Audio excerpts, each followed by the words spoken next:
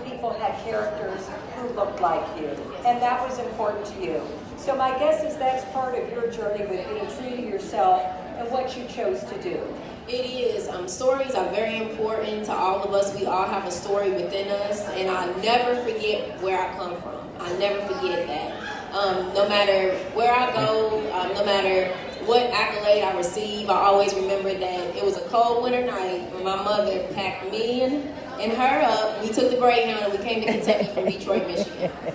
And we started a new life. And my mother, you know, being an entrepreneur, I was able to see that and be around women who tell stories. And that's the most authentic way that you can interact with somebody is through a story.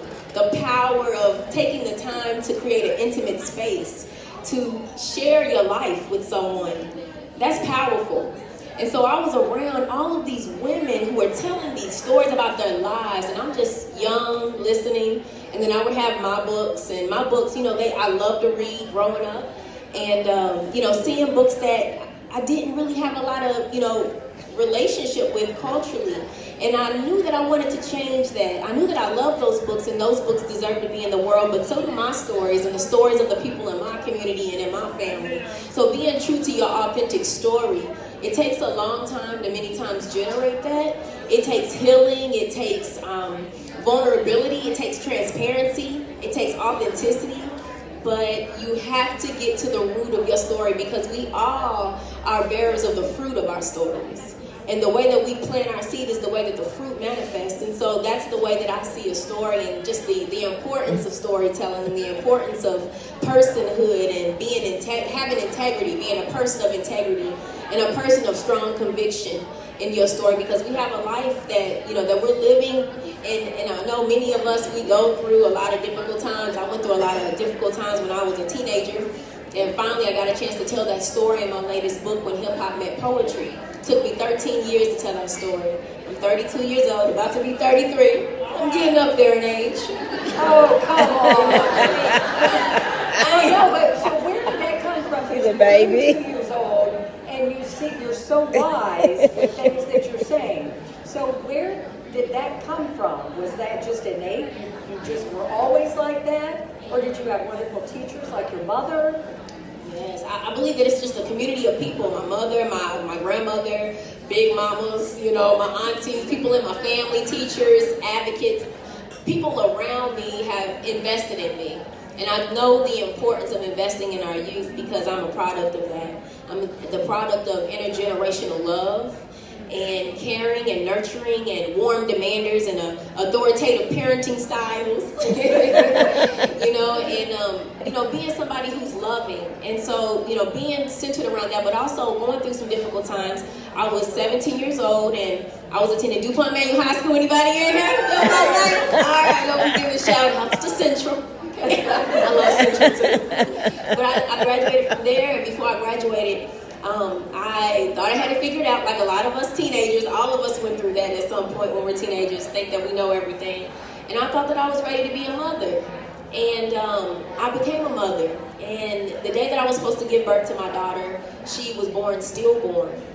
And I had never heard of that word ever. And I was confused by it because it was a 9-month pregnancy. It was full term. And I was just so confused of why this happened to me.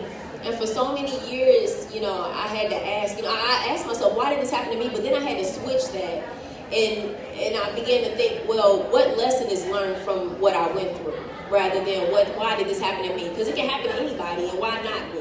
You know, so what's the lesson that can be learned from the struggle that we go through? And it took me a long time to really understand that for myself, but I started writing through that experience. I was going through a domestic violence experience at the time, and I was a new college student. I was a freshman at the University of Louisville, and I had all these scholarships, and I was going through a lot at the time. But I always stayed true to my faith, to my family, to being focused, and to fasting. And you know, I started to really just dedicate my life to my passion, to what I was passionate about, and that's writing. So I've had wonderful experiences of being able to write, to share my story, and thank God I've been able to impact a lot of lives with my books, and just excited for what's to come. Let me me ask you, because you all have such powerful stories, we're going to do one quick question for each of you. Your last aha moment and what it taught you. Because a lot of times we go through a day and there's something that hits us and you go, like this truth comes through. Can you, I don't know, Laura, you want to start? I kind of just disclosed it to you all when I went to the doctor and learned I have all these, this is just in the past month, these health issues. And I'm like, I thought I had it all figured out. Not all figured out, but getting that knowledge that physically things were happening to me, not in a dramatic way, but in a way when they tell you your heart is working too hard. Your knees, you cannot keep what you were born with. They do not work the right way.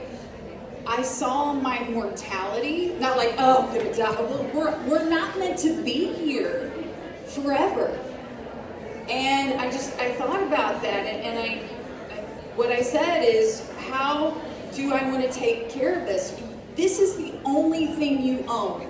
You don't own your, you own your material goods, they fade away, you don't own other people. It is with you from your first breath when you cry when you're born to the last breath you'll take when I hope you're an old lady and pass away peacefully.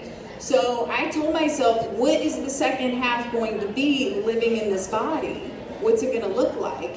And the aha moment